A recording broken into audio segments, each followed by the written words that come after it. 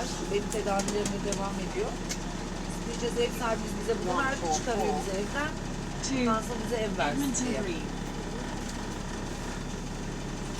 Çünkü ama bulamazsak ev, bir sürü depozit istiyorlar. 10.000 pound'umuz şu an yok mesela, hani tekrardan yeni bir. Bugün Umut'u aradım ben, yine Umut'u. Dedim ev varsa elimizde, hani vardı ya bize kiralayacaksın. Çift fırtla bir ev, hani bütçemiz budur falan filan diye. Orada sahibi vardı, Umut yoktu da gerçi. Yani hani 2 ay içinde ev bulamazsak mecbur Council bize ev verecek.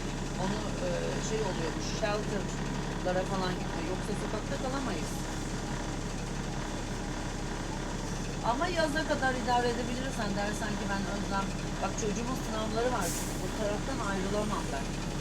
This bus will wait for a short time for a change of drivers to take place. We apologize for any inconvenience to your journey. Anlaşırız taksi.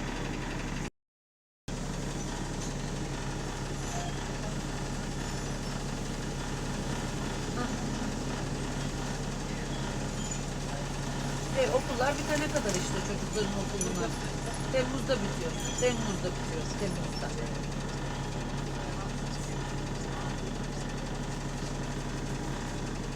Aha.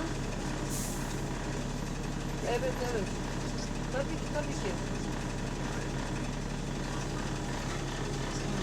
Tamam.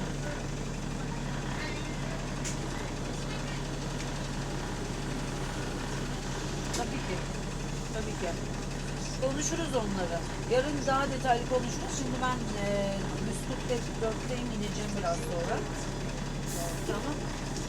Tamam Kemal abi. Ozan da evde olacak. Onunla da detaylı konuşuruz. İnan kafamda kalmıyor. Şimdi tam bazı şeyler şey yapıyorum ya. Yoldayım. Konuşuruz detaylı. Selam söyle yengeye, çocuklara da. Hadi bay bay. Görüşürüz. Aman bay bay.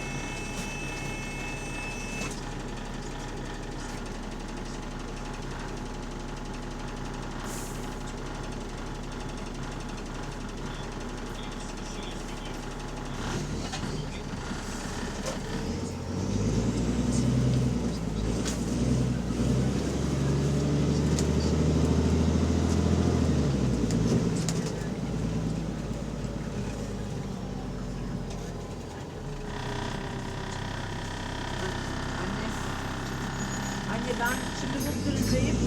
Siz hazırlanın çıkın. Woodbury'deyim. Bir de şeye gelince arayacağım sizi. Zayıflık'a gelince. Tamam?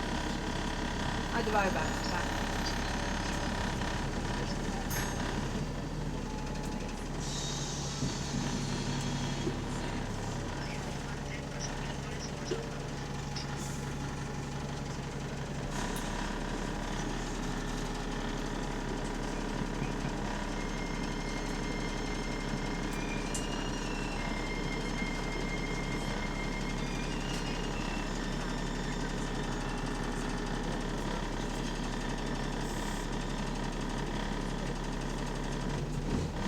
Eraycığım ne yaptınız?